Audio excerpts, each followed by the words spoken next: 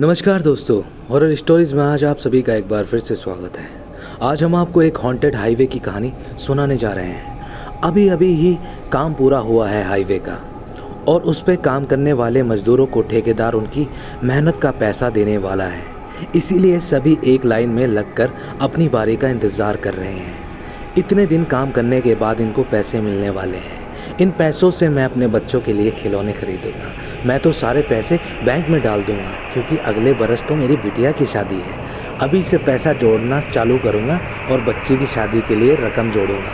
मैं तो ये पैसा अपनी माँ को दे दूंगा। इन पैसों से मैं अपने माता पिता की आंखों का इलाज कराऊंगा। सभी मजदूर आपस में इस तरह की बातें कर रहे थे।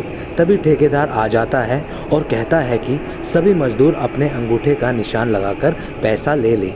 लाइन में लगे मजदूर अपनी बारी का इंतज़ार कर रहे हैं। मई की चिलचिलाती धूप में भी उनको ठंडक मिल रही है, क्योंकि उनका पैसा उनको मिलने वाला था, और जिन्हें मिल चुका था उनके चेहरे पर खुशी की चमक चमक रही है। सब पैसा लेकर अपने घर की तरफ रवाना होने के लिए बस स्टैंड की तरफ जा रहे हैं, जो कि हाईवे से कुछ ही दूर है। मजदूर सड़क पार कर रहे हैं कि हाईवे के उस पर जाकर अपने शहर को जाने वाली बस में बैठ सके।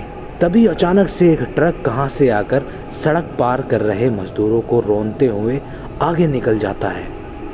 ट्रक की स्पीड और इस घटना का अंदाज़ा इसी बात से लगाया जा सकता है कि मजदूरों के शरीर कई फीट तक हवा में उछलने के बाद ज़मीन पर आ गिरे, और कुछ इस तरह टक्कर हुई थी कि उनकी शक्ल भी अब पहचान में नहीं आ रही थी।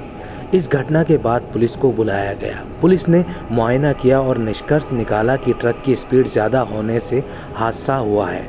लाशों को, जिनमें महिलाओं और बच्चे भी शामिल थे, उनको हाईवे की दूसरी तरफ कब्रिस्तान में दफना दिया गया। पर आम लोगों के लिए, जो उस हाईवे के कुछ ही दूरी पर रहते थे, ये कोई आम घटना नहीं थी। वह जानते थे कि ये उस लड़की का श्राप है जिसके मरने के बाद उसे इसी कब्रिस्तान में दबा दिया गया था।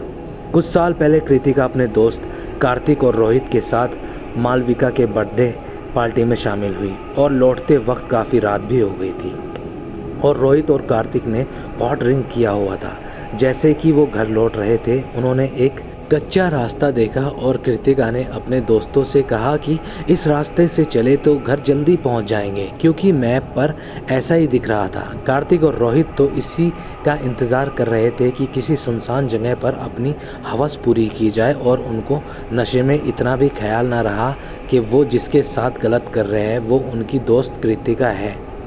दोनों अपनी हवस पूरी करने के बाद कृतिका को वहीं मारने की कोशिश करते हैं और उसका गला दबा देते हैं। कुछ देर बाद जब कृतिका के शरीर में कोई हरकत नहीं होती तो उसको मरा हुआ समझकर गाड़ी में बैठकर भाग जाते हैं। बेचारी कृतिका बदहवास से वहीं पड़ी रहती है, और 2 दिन बाद कुछ महिलाएं जब रास्ते पर गुजरती है तब उन्हें कृतिका दिखाई देती है। वे दौड़कर उसके पास जाती है, उसको होश में लाने के लिए मुंह पे पानी की छींटे मारती है, पर कृतिका मरने वाली होती है, और मरते वक्त वो बोलती है कि इस रास्ते से जो भी गुजरेगा वो जिंदा नहीं बचेगा, ये मेरा श्राप है। इतना कहते हुए वह मर जाती है, और गांव के लोग उसको सड़क के पास वाले कब्रिस्तान में गाड़ देते हैं। अभी का समय सरकार ने सभी मजदूरों के लिए मुआवजे का ऐलान किया है, और हाईवे के उद्घाटन की तारीख भी सूचित कर दी है। तय दिन मंत्री जी के उद्घाटन के बाद गाड़ियों का आवागमन भी शुरू हो जाएगा, पर उस श्राप वाली जगह पहुंचते ही न जाने कैसे गाड़ियों का एक्सीडेंट हो जाता है। इतने सारे एक्सीडेंट की वजह सरकार की भी समझ में नहीं आती है।